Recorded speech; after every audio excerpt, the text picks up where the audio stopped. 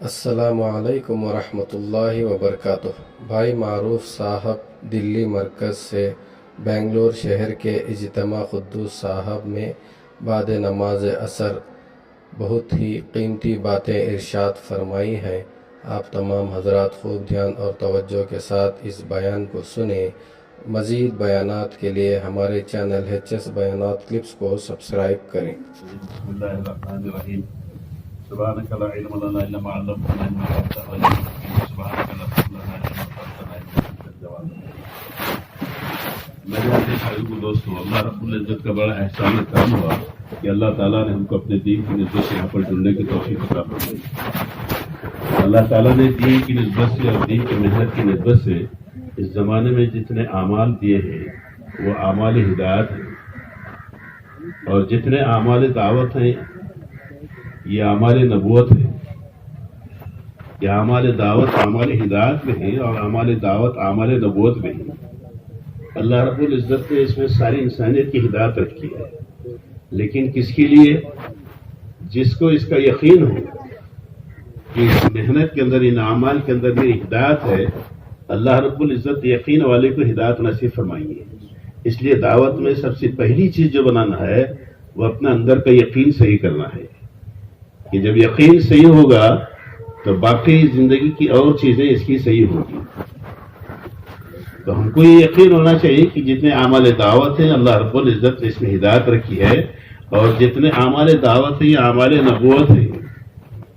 یہ اعمال نبوت کہ حضور اکرم صلی اللہ علیہ وسلم اور صحابہ رضوان اللہ تعالی اجمعین کے زمانے میں جو اعمال مسجد نبی صلی اللہ علیہ وسلم میں زندہ تھے، اللہ رب العزت نے اس محنت کی وجہ سے دوبارہ ان اعمال کو اس امت کے اندر زندہ کیا ہے۔ اللہ ہم سب کو اس کی قدردانی کی توفیق عطا فرمائے۔ حضرت مولانا الیاس رحمۃ اللہ علیہ ثنائے میں فرمایا کرتے تھے کہ دنیا کی تمام مساجد مسجد نبی صلی اللہ علیہ وسلم کی بیٹیاں ہیں، اور اس محنت سے یہ چاہا جا رہا ہے کہ جو اعمال مسجد نبی صلی اللہ علیہ وسلم میں زندہ تھے، اس زمانے میں اس محنت کے ذریعے سے دنیا کی ہر مسجد میں اعمال زندہ ہو۔ حضرت نے اعمال گنائے کہ مسجد نبی صلی اللہ علیہ وسلم کیا اعمال زندہ تھے۔ فرمایا مسجد نبی صلی اللہ علیہ وسلم میں سب سے پہلا عمل جو تھا وہ دعوت اللہ تھا، کہ اللہ کی دعوت، اللہ کی بڑائی کی دعوت، اللہ کی کبریائی کی دعوت، اللہ کی یقین کی دعوت، لا الہ الا اللہ کی دعوت، یہ مسجد نبی صلی اللہ علیہ وسلم کا عمل، یہ دعوت اللہ مسجد نبی صلی اللہ علیہ وسلم کا عمل ہے۔ اور مسجد نبی صلی اللہ علیہ وسلم جو اعمال زندہ تھے ان میں جو عمل تھا وہ تعلم اور تعلم تھا، کہ دین کو سیکھنا اور سکھانا، کہ خود دین سیکھے اور دوسروں کو سکھائیں، جاننے والے نہ جاننے والے کو سکھائیں، نہ جاننے والے جاننے والوں کے پاس بیٹھ کر دین کو سیکھے، دین کی موٹی موٹی چیزیں۔ اس لیے فرمایا مسجد نبی صلی اللہ علیہ وسلم میں تعلیم کے حلقے ہمیشہ ہوا کرتے تھے۔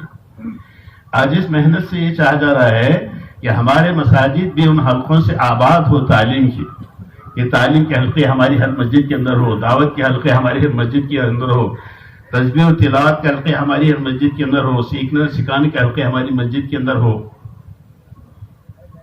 یہ جو اعمال اس وقت ہیں یہ کوئی نئے اعمال نہیں، کسی کی طرف سے جاری کیے رائج کیے گئے نہیں ہیں، بلکہ یہ تو پرانے اعمال حضور اکرم صلی اللہ علیہ وسلم کے زمانے کے اعمال ہیں۔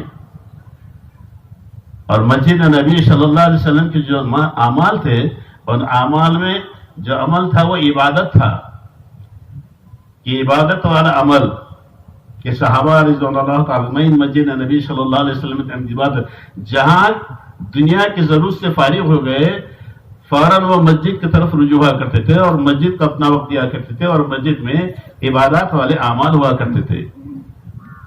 مسجد نبی صلی اللہ علیہ وسلم جو اعمال تھے ان اعمال میں جو عمل زندہ تھا وہ خدمت والا عمل تھا، کہ خدمت والا عمل وہاں زندہ تھا، یہ آنے والے مہمانوں کی خدمت، آنے والے افراد کی خدمت، اور خدمت کے ایسے واقعے حضرت مولانا یوسف رحمۃ اللہ علیہ نے لکھے ہیں کہ بعض صحابہ ایسے تھے کہ اپنے گھروں کے اندر فاقے ہیں، بچوں کو کھانے کے لیے کوئی چیز نہیں ہے، لیکن آنے والے مہمان کو خود کھلاتے تھے بچوں کو اپنے بھوکا سلا کر، کہ خدمت والا عمل جو ہے وہ مسجد نبی صلی اللہ علیہ وسلم والا عمل ہے۔ ایسے جو جماعت اللہ کے راستے میں جاتی تھی ان کے لیے ہدایت ہی دی جاتی تھی، روانگی کی ہدایت جو ہوتی ہے یہ مسجد نبی صلی اللہ علیہ وسلم کا عمل ہے. جانے والی جماعتوں کو یہ ہدایت ہوا کرتی تھی کہ جاؤ امت کے اندر دین کو پھیلاؤ، امت کے لیے اندر آسانیاں پیدا کرو، مشکلیں مت پیدا کرو، بشارتیں سناؤ، نفرت مت سناؤ. یہ ہدایت مسجد نبی صلی اللہ علیہ وسلم کی جاتی جماعتوں کی روانگی کی ہدایت جو مسجد نبی صلی اللہ علیہ وسلم کا عمل ہے. ایسے آنے والی جماعتوں سے جو احوال معلوم کی جاتے ہیں، ایک کارگزاری دی جاتی ہے، ایک کارگزاری مسجد نبی صلی اللہ علیہ وسلم کا عمل ہے کہ آنے والی جماعتوں سے آپ صلی اللہ علیہ وسلم احوال معلوم کرتے تھے، کہ حالات معلوم کرتے تھے، کارگزاری معلوم کرتے تھے کہ جا کر کیا کام کر کے کیسے کرتے ہیں. آج بھی مسجد نبی صلی اللہ علیہ وسلم میں بعض ستون ہیں جو زمانے کے باقی ہیں. اس میں ایک ستون ہے استانہ وفود. استانہ ستون کی جمع ہے، وفود وفد کی جمع ہے. یہ استانہ وفد یہ جگہ ہے جہاں آپ صلی اللہ علیہ وسلم تشریف فرما ہوتے بیٹھے اور آنے والی جماعتوں کے احوال کارگزاری معلوم، جو علاقے کے احباب آتے، جو جماعتیں آتے، جو کہ بھائی تمہارے یہاں دین کا کیا حال ہے، دین کا کیا چل رہا ہے، دین کیسے چل رہا ہے. تو میرے عزیز دوستو، جتنے اعمال دعوت ہے یہ اعمال نبوت ہے کہ مسجد نبی صلی اللہ علیہ وسلم کے اعمال ہے. اللہ ہم سب کو اس کا یقین نصیب فرمائے. اور اللہ تعالیٰ نے اس کے اندر ہماری ہدایت رکھی ہے کہ امت کے اندر پوری ہدایت زندہ ہو، پوری امت کے اندر پورا دین. حضرت مولانا الیاس صاحب رحمۃ اللہ علیہ چاہتے تھے کہ جتنا دین ہے وہ پورے کا پورا دین پوری امت کے اندر زندہ ہو. یہ محنت سے چاہ جا رہا ہے کہ جب ماجا بہی نبی صلی اللہ علیہ وسلم کہ جملہ دین حضور اکرم صلی اللہ علیہ وسلم کی لایا ہوا جملہ امت کے اندر زندہ ہو، اس محنت سے چاہ جا رہا ہے. یہ امت کی ذمہ داری ہے. دعوت جو ہے وہ کوئی پروگرام نہیں ہے، کوئی نظم نہیں ہے، کوئی تنظیم اور تحریک نہیں ہے. حضرت مولانا یوسف رحمۃ اللہ علیہ وسلم فرمایا کرتے تھے دنیا کی تنظیم اور تحریک کی طرح سے دعوت کوئی تحریک ہوتی تو اللہ کب کا اس کو ختم کر دیا ہوتا تھا. میرے دوستو، یہ تو امت کی ذمہ داری ہے کہ یہ امت دین کا کام کرے، دین کی محنت کرے. جب امت دین کی محنت کرے گی، دعوت کرے گی، تو سب سے پہلا نفع جو ہوگا اللہ رب العزت محنت کرنے والے کو عمل کی توفیق عطا فرمائیں گے. یہ ہدایت جو ملے گی وہ اعمال کی توفیق ہوگی اس کی وجہ سے. اس لیے ہر ایک کی ذمہ داری، یہ پوری امت کی ذمہ داری. اور امت کی مثال فرمایا، امت جو ہے وہ اجتماعی لفظ ہے، تفریق کا لفظ نہیں ہے. امت کی معنی امت کی مثال دی کہ اس امت کی مثال کیسے ہے. فرمایا کہ جسد واحد، کہ جسد واحد کے بدن کی مثال دی. جسد کی معنی بدن کے، ایک بدن کی مثال دی کہ امت کو بدن کی مثال. کیوں کہ بدن کی خاصیت اللہ تعالیٰ نے رکھا ہے، یہ فطرت رکھی ہے. بدن کی کسی ایک عضو میں تکلیف ہوتی ہے تو پورا بدن اس تکلیف کو محسوس کرتا ہے. یہ بدن کی تاثیر ہے، بدن کے جوڑوں کی یہ تاثیر اللہ نے قدرتی طور پہ نظام رکھا ہے. بدن کے کسی ایک عضو میں بھی تکلیف ہوتی ہے تو پورا بدن اس کو محسوس کرتا ہے. جیسے ایک آدمی راستے سے چل رہا ہے، راستے سے چلتے ہوئے پیر میں ٹھوکر لگے، ٹھوکر پیر میں لگتی ہے، پانی آنکھ میں آتا ہے. حالانکہ پیر کی ٹھوکر سے آنکھ سے کوئی تعلق نہیں، اور آنکھ زبان کہتی ہے، زبان سے ٹھوکر کو بھی تعلق. لیکن اللہ تعالیٰ نے قدرتی طور پر ایسا جوڑ رکھا ہے بدن کے اعضاء کے اندر. ایسے امت کی مثال ہے. فرمایا دنیا کی ایک ایک خطے میں رہنے والے ایک ایک مسلمان کی ذمہ داری صرف امت کی ذمہ داری ہے دین کے اعتبار سے، اور ساری امت کی ذمہ داری ہے ایک ایک مسلمان کی دین کے اعتبار سے. کہ دنیا کے کسی ایک علاقے، ایک خطے میں ایک مسلمان بھی اگر بغیر دین کی دنیا سے جاتا ہے تو فرمایا پوری امت اس کی ذمہ دار ہے. اللہ ہم سے حفاظت فرمائے اور بات سمجھنے کی توفیق عطا فرمائے. دوستو، یہ ہماری اپنی ذمہ داری ہے. دین کی محنت، دین کی نظر سے ہونے والے اجتماع یہ کوئی ہمارے پروگرام نہیں ہے، بلکہ یہ تو امت کی ذمہ داری کہ امت کے اندر 100% زندہ ہو. اس کی محنت ہے کہ 100% امت کے اندر 100% دین حضور اکرم صلی اللہ علیہ وسلم کا لایا ہوا دین زندہ ہو. اور اس میں اللہ کے احکام عوام سب سے پہلے کہ اللہ کا یقین دلوں کے اندر آ جائے کہ اللہ سے ہوتا ہے، اللہ کسی چیز. سب سے پہلی دعوت لا الہ الا اللہ، اور اس کے ساتھ اس امت کے لیے محمد رسول اللہ صلی اللہ علیہ وسلم کہ اللہ رب العزت کا یقین دلوں کے اندر آ جائے. یہ امت بن کر کام کرے، یہ امت کی ذمہ داری ہے. ہاں، اس امت کی ذمہ داری. دنیا دوسرے نمبر کی ہے، کھانا کمانا، بیوی بچے، کاروبار، اس کا انکار نہیں ہے، لیکن یہ مقصد زندگی نہیں ہے، یہ ضرورتی زندگی ہے. دنیا جتنی ہے ضرورتی زندگی ہے، اور مقصد زندگی اس امت کا اللہ رب العزت نے دیا ہے، وہ دعوت اور دین کی محنت ہے. اس محنت کی وجہ سے اللہ تعالیٰ نے قرآن پاک میں اس امت کی تعریف فرمائی ہے کہ کنتم خیر امت اخرجت للناس، کہ تم بہترین امت ہو، خیر والی امت ہو، بھلائی والی امت ہو. اب خیر کے اسباب کیا ہے کہ کیا اسباب ہیں تمہارے اندر خیر امت ہونے کے؟ اسباب جو ہے وہ دعوت ہے. دعوت کے اعمال ہے کہ امر بالمعروف اور نہی المنکر، کہ خود نیک کام کرتے ہو، دوسرے کو نیکی کی دعوت دیتے ہو، اور خود گناہ سے بچتے ہو، دوسرے کو گناہ سے روکتے ہو۔ غرض جو کام نبی کیا کرتے تھے وہ تم کام کرتے ہو، تمہاری امت ہے۔ یہ امت کو اللہ تعالیٰ نے خیر امت فرمایا دعوت کی وجہ سے۔ میرے دوستو، میں آپ اپنی ذمہ داری کو سمجھے، ورنہ ہمارا کوئی پروگرام ہے یہاں جو جتنے اجتماعات ہوتے ہیں دعوت کی نسبت سے حضرت مولانا علیہ صاحب رحمۃ اللہ علیہ کی ترتیب پر، یہ اجتماع جو ہے اس امت کے اندر 100% دین کو لانے کی محنت ہے، اور امت 100% دین پر باقی اس کی محنت ہے، اور ہر مسلمان قیامت تک آنے والی امت کا ذمہ دار ہے۔ اللہ تعالیٰ نے اس لیے حضور اکرم صلی اللہ علیہ وسلم پر نبیوں کے سلسلے کو تو ختم فرمایا، لیکن کار نبوت کو دعوت کو قیامت تک کے لیے باقی رکھا ہے، اس لیے کہ اس محنت پر اس کام پر اللہ تعالیٰ نے ساری امت کی نجات رکھی ہے، ساری امت کی مغفرت رکھی ہے، اور ساری امت کی ہدایت رکھی ہے، کہ ہدایت زندگی کے اندر چلے، یہ امت کی ذمہ داری ہے۔ اس لیے اللہ تعالیٰ نے ایک کام کو قیامت تک کے لیے باقی رکھا ہے۔ اللہ تعالیٰ نے حضرت مولانا علیہ رحمۃ اللہ علیہ کے ذریعے سے یہ کام اللہ تعالیٰ نے اس امت کو دیا ہے۔ حضرت مولانا علیہ رحمۃ اللہ علیہ فرمایا کرتے تھے، سنا کہ اس کام کو میری طرف منسوب مت کرو، میری نسبت مت دو، میں اپنی طرف سے کچھ نہیں کہتا، بلکہ اللہ رب العزت مجھ سے الہام فرماتے ہیں۔ حضرت کا ایک ملفوظ ہے، حضرت نے فرمایا کہ اللہ رب العزت نے مجھے اس کام کا امر اور اشارہ مدینہ طیبہ میں روضہ اطہر پر کیا ہے۔ کسی کے عقل سے چلا ہوا کام نہیں دوستو، یہ تو آسمانی کام ہے، اللہ تعالیٰ نے اس کام کو چلا ہے۔ اس لیے ہم سب کو اس بات کا یقین ہونا چاہیے کہ جو محنت ہے یہ حق کی محنت ہے، اور ہم حق کی محنت کر رہے ہیں، کہ اس میں ہماری ہدایت اللہ تعالیٰ نے کی ہے، اس میں ہماری نجات رکھی ہے اللہ تعالیٰ نے، اور ساری امت کا نفع اس میں ہے، اور ساری انسانیت کا نفع اسی کے اندر اللہ تعالیٰ نے رکھا ہے۔ اس لیے مجھے اور آپ کو اس کا یقینی فکر ہے، اس لیے امت کی جان، امت کا مال، امت کا جان مال، اس کا وقت، اس کے جذبات اللہ کے راستے میں لگے، چلے پھرے ٹھوکرے کھائے کہ اللہ کے دین کو زندہ کرے، اللہ کے دین کی تڑپیں، محنت کرے۔ اگر محنت زندگی کے اندر ہوگی تو آہستہ آہستہ امت کے اندر ہدایت عام ہوگی۔ اگر دوستوں امت کے اندر محنت نہ ہوگی تو کیا ہوگا؟ فرمایا سب سے پہلا نفع یہ ہوگا کہ امت کے اندر ارتداد شروع ہوگا۔ کیا معنی ہے ارتداد کے؟ کہ آہستہ آہستہ اعمال نکل جائے۔ ہمارے حضرت جی داماد برکات فرماتے ہیں کہ ارتداد کے 3 درجے ہیں۔ سب سے پہلے جب محنت دعوت کی نہ ہوگی تو مسلمان کا معاشرہ مرتد ہوگا، معاشرے کے اندر ارتداد آئے گا۔ جب محنت امت کے اندر نہ ہوگی تو پھر مسلمان کا ذہن اور ذہنی ارتداد آئے گا، اس کا ذہن مرتد ہوگا۔ اور اگر دین کی محنت نہ ہوگی تو مسلمان کے اندر قلبی ارتداد آئے گا۔ آخر میں شیطان کو اللہ نے ایسی قوت اور طاقت نہیں دی ہے کہ آپ کو ایک دم سے پرچہ لکھ کر دے دیا میں نے آپ کو مرتد کر دیا، نہیں، بلکہ سب سے پہلے اعمال کو ضعف کرے گا دین سے ہٹا کر۔ جب دین کی محنت نہ ہوگی اور دین کے لیے قربانی نہ ہوگی اور دین کے لیے جان نہ لگے، دین کے لیے مال نہ لگے، تو مسلمان کے اندر سے آہستہ آہستہ غیر محسوس طریقے سے دین نکلتا جائے گا، اس کو احساس بھی نہیں ہوگا۔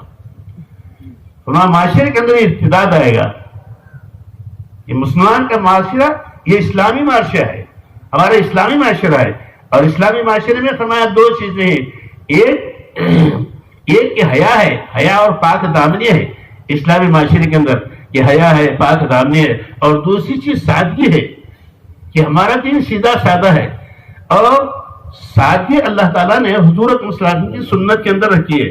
جتنی جس کی زندگی سنت کے مطابق ہوگی اتنی اس کی زندگی سیدھی سادی رہے گی، کہ سیدھی سادگی اسلام کا شعار ہے اس امت کے لیے، سیدھی سادی زندگی، کہ سنتوں کی زندگی آ جائے۔ جب محنت نہ ہوگی تو معاشرے کا ارتداد کیا ہوگا؟ معاشرے کا ارتداد یہ ہوگا کہ مسلمان دنیا کے واسطے حضور صلی اللہ علیہ وسلم کی سنت کو ہلکا سمجھ کر چھوڑ دے گا، یہ سنت ہی تو ہے، یہ سنت کی قیمت نکل جائے گی۔ یہ معاشرے میں سے سنت کا ارتداد شروع ہوگا کہ مسلمان سنت کو ہلکا سمجھ کر چھوڑ دے گا، اور سنت کا معاشرہ، سنت کی قیمت کیا ہے؟ فرمایا دنیا میں جتنے خزانے ہیں، یہ کائنات کے جتنے خزانے ہیں، 7 زمین اور آسمان، اس کے اندر جتنے خزانے، جتنی دولت ہے، یہ جتنے خزانے پر حکومت ہیں، فرمایا یہ تمام دنیا کے خزانے حضور صلی اللہ علیہ وسلم کے ایک استنجا کی سنت کے برابر نہیں ہو سکتے۔ یہ نبی کی سنت اتنی قیمتی ہے اور مسلمان اس کو ہلکا سمجھ کر چھوڑ دیتا ہے۔ جب دین کی محنت ہوگی تو معاشرے کا ارتداد ہے کہ مسلمان کے معاشرے میں سے سنت نکل جائے گی۔ اب دین کی محنت نہ ہوگی میرے دوستوں تو ذہنی ارتداد ہوا کہ ذہن کے اندر کیا ہوگا؟ فرمایا مسلمان اپنے ذاتی مفاد کے لیے اللہ کے فرائض کو ہلکا سمجھ کر چھوڑ دے گا کہ صاحب اب روزہ رکھنے کی کس کو فرصت ہے، اب نماز پڑھنے کی فرصت کس کو ہے، کہ میری تو کمائی کا مسئلہ ہے، میری تو دنیا کا مسئلہ ہے، میری تو روپے پیسے کا مسئلہ ہے، میری زراعت کا مسئلہ ہے، کاشتکاری کا مسئلہ ہے، تجارت کا مسئلہ ہے، ملازمت کا مسئلہ ہے، کہ دنیا کے مفاد کے لیے مسلمان اللہ کے فرائض کو ہلکا سمجھ کر چھوڑ دے گا۔ اب دین کی محنت رہے گی تو پھر کیا ہوگا؟ فرمایا قلبی ارتداد آئے گا۔ کہ قلبی ارتداد کیا؟ کہ اللہ اس کے رسول صلی اللہ علیہ وسلم کی محبت دلوں سے نکلے گی، مخلوق کی محبت دلوں کے اندر آئے گی۔ بیانات کے لیے ہمارے چینل آخرت کی محبت اور آخرت کی زندگی کی محبت دلوں سے نکلے گی، اور دنیا کے اسباب کی محبت دلوں کے اندر آئے گی۔ جب دعوت کی محنت نہ ہوگی زندگی کے اندر، اس طرح سے امت کے اندر ارتداد آئے گا۔ اور آج امت جو ہے وہ کفر و اسلام کے بارڈر پر چل رہی ہے کہ جو ماحول ہے اس ماحول پر گرے گی، کہ جو ماحول ہے وہ ماحول کھینچے گا انسان کو۔ دین کا ماحول ہوگا تو دینی ماحول کی وجہ سے دین کی طرف آئیں گے۔ اگر دین کے ماحول نہ ہوگا تو ہم کو بے دینی کے ماحول میں ڈالنے کے لیے محنت کی ضرورت نہیں، خود بخود ساری دنیا کے اندر بے دینی پھیلی ہوئی ہے۔ اللہ ہم سب کے ایمان کے اور دین کی حفاظت فرمائے۔ اس لیے دوستو دعوت جو ہے یہ بڑی اہم اس امت کی ذمہ داری ہے۔ اور امت جیسے میں نے کہا کہ ساری امت جو ہے ایک ہے۔ امت لفظ تفریق میں اجتماعی لفظ ہے کہ اتحاد ہے امت کے اندر۔ امت کے اندر تفریق کیوں ہوگی؟ امت کے اندر جو تفریق ہوگی وہ چار چیزوں سے ہوگی۔ ایک زبان کی وجہ سے تفریق ہوگی، زبان کے بلبوتے پہ اندر کی تفریق ہوگی۔ دوسرا رنگ کی وجہ سے امت کے اندر تفریق ہوگی، کہ رنگ کے بلبوتے پہ تفریق ہوگی۔ اور تیسرا قومیت اور برادری کے نام پر جو ہے تفریق ہوگی۔ اور چوتھا علاقیت کے اعتبار پر امت کے اندر تفریق ہوگی۔ یہ چار چیزیں امت کے اندر تفریق پیدا کرنے والی چیزیں، کہ زبان کی بنیاد پر، لسان کی زبان پر، کہ یہ فلاں زبان والے، یہ زبان والے، یہ زبان والے، یہ چاہا جاتا ہے محنت کے دنیا کے جتنے زبان بولنے والے ہیں سارے زبان والے ایک ہو جائیں اور ایک امت بن جائے۔ یہ چاہا جا رہا ہے کہ ساری زبانیں کا اختلاف نکل جائے، سارے مسلمان ایک ہو جائے، سارے مسلمان زبان کے اعتبار سے ایک ہیں۔ ایسے رنگ کے اعتبار سے یہ کالے ہیں، یہ گورے ہیں، یہ فرق نکل جائے، سارے رنگ والے ایک ہیں، مسلمان ہیں۔ اس لیے کہ مسلمان تو ایک ہی ہوتا ہے، مسلمان دو نہیں ہوتے۔ کہ سارے رنگ کا اختلاف نکل جائے، زبان کا اختلاف نکل جائے، اور قومیت اور برادری کا اختلاف نکل جائے، یہ ہماری قوم کے، یہ ان کی قوم کے، یہ ہماری برادری کی، ان کی برادری کی، یہ فرق نکل جائے، تفریق مل جائے تو امت بنے گی۔ اور پھر علاقیت کا فرق نکل جائے کہ یہ ہمارے علاقے کی، ان کے علاقے کی، یہ علاقہ الگ ہے، وہ علاقہ ہے۔ میرے دوستو امت جو ہے یہ تفریق کا امت نہیں ہے، بلکہ امت تو اجتماعیت کا لفظ ہے کہ ایک امت بن کر مجھے اور آپ کو کام کرنا ہے۔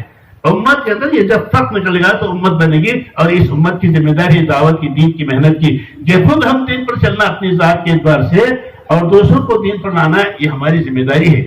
اس لیے یہ اجتماعات ہے، یہ چلت پھرت ہے، یہ ہر ایک کی ذمہ داری، جو جانتا ہے اس کی بھی، جو نہ جانتا ہے اس کی بھی، ہر ایک آدمی اس کی ذمہ داری ہے کہ جو دنیا کے جس شعبے میں رہتا ہے اللہ تعالیٰ نے اس لیے ان تمام شعبے والوں کو دین کی محنت عمومی طور پہ حضور کی صلی امت قیامت تک کی دی ہے کہ دنیا کے جتنے شعبے اللہ رب العزت یہ چاہتے ہیں کہ دنیا کے تمام شعبے والے دین کی وجہ سے کامیاب ہو جائے، کوئی ناکام نہ ہو جائے، کہ کل قیامت میں اس کے لیے کوئی بہانہ نہ ملے کہ میں دین پر نہیں چل سکا کہ فلاں شعبے کی وجہ سے۔ اس لیے اللہ تعالیٰ نے عمومی طور پر دیا اس زمانے میں، چاہے کوئی ڈاکٹر ہو، کوئی انجینئر ہو، کوئی فلاسفر ہو، کوئی وکیل ہو، کوئی جس شعبے کے رہنے والا، اس شعبے کے اندر اللہ کا دین چلے۔ اس لیے اللہ تعالیٰ نے عمومی طور پر اس امت کو محنت دی ہے کہ عمومی طور پہ ہر مسلمان یہ دنیا کے کسی بھی شعبے میں رہنے رہا ہو، پہلے لا الہ الا اللہ محمد رسول اللہ صلی اللہ علیہ وسلم ہے کہ اس کو اپنی ذات سے اللہ کے احکام پر چلنا ضروری ہے، اور اپنی ذات سے اللہ کے احکام کی محنت کرنا ضروری ہے، امت کے اندر لانا چاہیے۔ اور دنیا کے کسی بھی شعبے میں رہتا ہو، اپنی ذات سے اس کو حضور اکرم صلی اللہ علیہ وسلم کی سنت کے طریقے زندگی گزارنا اس کے لیے ضروری ہے۔ اپنی ذات سے خود محنت کرے اور دوسروں کو حضور اکرم صلی اللہ علیہ وسلم کی سنت کے طریقے پر لائے، اس کی محنت کرے۔ دنیا کے تمام شعبے والوں کو اللہ تعالیٰ کامیاب کرنے کے لیے عمومی طور پہ دعوت کو عام کیا اس زمانے میں۔ اس لیے اللہ تعالیٰ اس محنت کو قیامت تک رکھیں گے۔ جب تک قیامت رہے گی، قیامت آئے گی، تب تک یہ دعوت کی محنت باقی رہے گی، اور یہ تب تک اس امت کی ذمہ داری رہے گی۔ اس لیے دوستو اللہ مجھے اور آپ کو اپنی ذمہ داری صحیح سمجھ کر نبھانے کی توفیق عطا فرمائے۔ اس لیے ماشاءاللہ آپ احباب جماعت میں آئے، آپ احباب اجتماع میں آئے، آپ کا آنا بڑا قیمتی ہے، آپ کے اوقات ماشاءاللہ بڑے قیمتی، آپ احباب نہ جانے کون کیسے کیسے قربانی دے کر آیا، کیسے کیسے حالات سے آیا، کیسے کیسے احوال سے اٹھ کر آیا، کیسے کیسے پریشانیوں سے آیا، لیکن یہاں آنے والا جو ہے اپنی جان مال وقت لے کر آئے کہ آپ کی جان اس وقت امانت ہے، آپ کا مال اس وقت امانت ہے، آپ کے اوقات اس وقت امانت ہے، آپ کے اعمال اس وقت امانت ہے، آپ یہ نیت کر کے 2 دن ہم اسلام میں رہیں گے، یہ امانت میں خیانت نہیں کریں گے، اس کو پورا ہم ادا کریں گے۔ یہاں 24 گھنٹے جو اعمال ہو رہے ہیں اپنے آپ کو ان اعمال دعوت میں لگائیں گے، اعمال ہدایت میں لگائیں گے کہ ہم ادھر ادھر اپنے اوقات کو ضائع نہیں کریں گے۔ فرمایا امانت میں ہم خیانت نہ کریں۔ مومن اور منافق کے درمیان میں فرمایا 4 باتوں کا فرق ہوتا ہے کہ مومن امانت میں خیانت نہیں کرتا، بات کرتا ہے تو سچ کرتا ہے، جھوٹ نہیں بولتا، اور کسی سے تیری میری ہوتی ہے تو زبان سے گندی گلوچ کو استعمال نہیں کرتا۔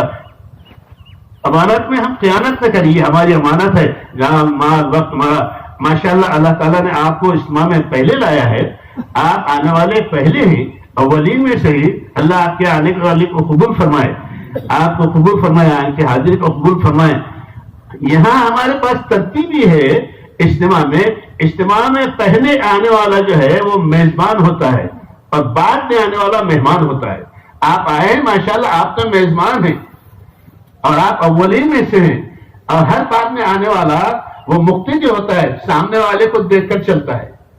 جیسے صفِ نماز کی ایک کے پیچھے ایک ہوتی ہے ابتدا میں، ایسے پیچھے آنے والا بعد میں آنے والے کو پہلے آنے والے کو دیکھ کر عمل کرتا ہے کہ صاحب یہ پہلے والے کیا کر رہے ہیں، مجھے بھی یہ کرنا چاہیے۔ اس لیے آپ اپنے آپ کو یہ 2 دن میں پورے اعمال میں لگائیں، پورے ہم ایسے فارغ نہ رہیں، اپنے اعمال میں لگائیں۔ ہمیشہ ہماری یہ ترتیب رہے کہ یا تو ہم دین کی بات کہہ رہے ہوں یا تو ہم دین کی بات سن رہے ہوں، اس کے علاوہ جو اوقات ہیں اپنی ضروریات سے فارغ ہو کر کم وقت میں اپنی ضرورتیں پوری کریں، کھانا کم وقت میں کر لیں، اپنی ضرورت حاجت کم وقت میں پوری کر لیں، باقی اوقات پورے کے پورے یہاں اعمال میں لگائیں، یہ اجتماع میں لگائیں۔ ہاں، جہاں اجتماعی عمل ہے وہ اجتماعی عمل میں رہیں کہ تعلیم ہے، تعلیم ہوتی تعلیم میں رہیں، اور بیان ہو رہا تو بیان میں رہے، تشکیل ہو رہی تو تشکیل میں رہے، یا مذاکرہ ہو تو مذاکرے میں رہیں۔ اس کے علاوہ اپنے انفرادی عبادات میں ہم اپنے آپ کو لگائیں کہ ساتھ نمازوں کا اہتمام ہم کر رہے ہیں، فرض نماز کے علاوہ بھی نوافل کا اہتمام، اس کا اہتمام کریں، قرآن پاک کی تلاوت کا اہتمام کریں، دعاؤں کا اہتمام کریں، نوافل کا اہتمام کریں، اللہ سے مانگنے کا اہتمام کریں، اور حلقوں میں بیٹھے ہیں تعلیم کے مذاکرہ کریں۔ یہ آپ کے اعمال کو دیکھ کر آنے والا متاثر ہوگا، آنے والا کہے گا کہ صاحب مجھے بھی یہ عمل کرنا ہے کہ اس وقت اجتماعی عمل میں ہے تو مجھے بھی اجتماعی عمل میں رہنا چاہیے، یہ نماز میں ہے تو مجھے بھی نماز میں رہنا چاہیے، یہ تلاوت میں ہے تو مجھے بھی تلاوت میں رہنا چاہیے۔ ہر آنے والا جو ہے سامنے والے کی اقتداء کرتا ہے۔ اس لیے میں آپ جو ہے یہ ہماری جان مال اس وقت امانت ہے، اس امانت کا ہماری صحیح استعمال ہو، ہم اس کی فکر کریں، بجائے اس کے کہ ہم ہوٹل میں پھر رہے ہیں، بازار میں پھر رہے ہیں۔ یہ جتنے ہوٹلیں اور بازار ہیں یہ ضرورت کے درجے میں ہیں، ورنہ مقصد نہیں ہے ہمارے، یہ ضرورت ہے۔ آپ کے لیے کھانے کا نظام ہے، ماشاءاللہ پانی کا نظام ہے، ہر چیز کا نظام ہے، ضرورت کی چیزیں ہیں تھوڑی بہت، کہ کسی کا کوئی عذر ہوتا ہے تو اس لیے ضرورت کے لیے ہوٹلیں، ورنہ یہ نہیں کہ ہماری ایک بازار لگا اجتماع میں۔ ورنہ آج کل ہو رہا یہ ہے کہ اجتماع میں لوگ اکثر دیکھا جاتا ہے کہ اجتماع میں اجتماعی عمل میں کم رہتے ہیں، بازار میں زیادہ رہتے ہیں، ہوٹلوں میں زیادہ رہتے ہیں، کہ خرید و فروخت زیادہ کرتے ہیں اجتماع میں آ کر۔ تو اجتماع کو کیا بنا دیا آپ نے؟ جیسے دنیا کی اور چیزیں ہوتی ہیں اور پروگرام ہوتے ہیں، ایسے اجتماع کو پروگرام ہوتا ہے نہیں۔ ہم نیت کر لیں کہ اس اجتماع سے ہم 1 روپے کی کوئی چیز خرید کر نہیں جائیں گے، ایک بھی چیز نہیں خریدیں انشاءاللہ۔ یہاں خرید و فروخت کے لیے نہیں ہے، اس لیے بازاروں میں ہم وقت نہیں گزاریں گے، ہوٹلوں میں ہم وقت گزاریں گے، یہ گھومنے پھرنے میں صاحب بنگلور بڑا شہر ہے، بنگلور دیکھیں گے، پہلی مرتبہ آئے نہیں دیکھیں، ایسا نہیں کہ ہم یہاں اجتماعی اعمال کے لیے آئے تو اپنے آپ کو صبح سے شام تک اعمال میں لگائیں، ادھر ادھر۔ آنے والا اگر مجھے آپ کو بازار میں دیکھے گا، ہوٹلوں میں دیکھے گا، ادھر ادھر دیکھے گا تو وہ بھی اس سے متاثر ہوگا، وہ بھی اپنے اوقات کو ضائع کر دے گا اور سبب میں بنوں گا۔ اللہ ہم سب کی سے حفاظت فرمائے۔ اس لیے ماشاءاللہ آپ آنے والے رہیں، یہ اس کی فکر کریں کہ ہم اجتماعی طور پر جتنے اعمال آتے ہیں اس میں جم کر رہیں گے، اپنی ضرورت کو کم وقت میں پورا کر کے پورے ہم اعمال دعوت میں اور اعمال ہدایت میں اور اپنی ذاتی عبادت میں جو ہے ان اعمال کو وقت دیں گے، ہم اپنی عبادت میں وقت لگائیں گے، پورا فراہم کریں گے تاکہ ہمارا اجتماع صحیح ہو۔ اور دوسری چیز ہمارے اجتماع کا مقصد جو ہوتا ہے صرف بیان سننا اور واپس جانا نہیں ہے، بلکہ اصل جو چیز ہے وہ خروج ہے، اللہ کے راستے کا خروج ہے ہمارا، کہ اللہ کے راستے میں ہر مسلمان جو اپنی آخرت کو بنانے کے لیے، اپنے دین کو بنانے کے لیے، اپنے ایمان کو بنانے کے لیے، اپنے اعمال صالحہ کو بنانے کے لیے اللہ کے راستے میں اپنی جان مال وقت لے کر اللہ کے راستے میں نکلے، اس لیے خروج اصل ہے۔ اس لیے آپ نیت کر لو کہ ہم اجتماع میں آئے، 2 دن کا ارادہ کر کے آئے تھے، 1 دن کا ارادہ کرتے آئے تھے، جو بھی ہے، لیکن اس اجتماع سے ہم انشاءاللہ 4 مہینے اللہ کے راستے میں لگائیں گے اپنی زندگی کو کامیاب کرنے کے لیے، اپنی زندگی کے اندر دین کو لانے کے لیے، اور اعمال دعوت کرتے میں حصے کے لیے، اعمال عبادت میں اور اعمال دعوت میں ہم اپنے آپ کو لگانے کے لیے 4 مہینے آپ اللہ کے راستے میں نیت کریں۔ اب صاحب کسی نے نام گھر میں لکھایا تھا، مسجد میں لکھایا تھا، محلے میں لکھایا تھا، بستی میں لکھایا تھا، وہ نام یہاں تازہ کریں اور اپنے ساتھ آنے والے احباب کی فکر کریں۔ بھائی نئے ساتھی ہمارے ساتھ آئے تو ان کا کیا ہونا چاہیے، ان کی جان اور وقت کا صحیح استعمال ہونا یہ ہماری ذمہ داری ہے۔ اس لیے تشکیلیں کریں، اپنی مسجد سے جماعت بنانے کی، ہر مسجد سے جماعت بنی یہ چاہا جا رہا ہے، ہر مسجد سے 4 مہینے کی جماعت بنی یہ چاہا جا رہا ہے۔ اس لیے آپ احباب جو بیٹھنے والے ہیں یہ نیت کر لو آج سے کہ انشاءاللہ ہم اپنی مسجد سے 4 مہینے کی جماعت اس اجتماع سے بنائیں گے، کیوں وہ سب ارادہ کرتے ہیں انشاءاللہ۔ اللہ سب کو اس کی توفیق عطا فرمائے۔ ذرا کھڑے رہ کے ایک مسجد والے سنائے کہ کون سی مسجد سے 4 مہینے کی جماعت اس اجتماع سے لگائیں گے، اپنے مسجد کا نام سنائیں۔ نکالنے والے اللہ ہیں، میں اور آپ نہیں نکالیں گے، اللہ نکالیں گے۔ اس لیے نیت کر لو کہ ہم سے 4 مہینے کی جماعتیں نکلیں، ہمارے آخری درجے میں محلے سے یا بستی سے 4 مہینے کی جماعتیں نکلیں، اس کے ارادے کر لو۔ آپ کے عزم اور ارادوں پر اللہ تعالیٰ کے فیصلے ہوں گے، ہم نہیں جا سکتے، اللہ نکالے گا۔ ہم محنت کے مکلف ہیں، محنت کریں گے، ہم محنت میں اپنے آپ کو تھکا دیں گے۔ ایک تو محنت کریں گے، تشکیل کریں گے، دوسرا 2 رکعت نماز پڑھ کر اللہ سے مانگیں گے، آؤزاری کریں گے، گرم گرم آنسو بہائیں گے اللہ کے سامنے۔ جب محنت دعوت صحیح ہوگی اور دعا صحیح ہوگا، دعوت اور دعا کا جوڑ ہوگا تو پھر اللہ تعالیٰ ہدایت کے دہانے کھول دے گا۔ اس لیے نیت کر لو کہ ہم تو بس اجتماع کے راستے آتے، لیکن یہاں سے انشاءاللہ 4 مہینے کی جماعت بنائیں گے اور خود اللہ کے راستے میں جائیں گے۔ اس لیے فرمائیں کون کون سی مسجد والے یہاں سے جماعتیں بنائیں گے 4 مہینے۔ ماشاءاللہ حضرت نے بہت ہی عمدہ طریقے سے بات کو سمجھایا ہے۔ اللہ پاک ہمیں ان باتوں پر عمل کرنے کی توفیق عطا فرمائے۔ اگر آپ حضرات کو اس بیان سے کچھ فائدہ ہوا ہو تو دوسروں تک ضرور پہنچائیں۔ جزاک اللہ خیراً۔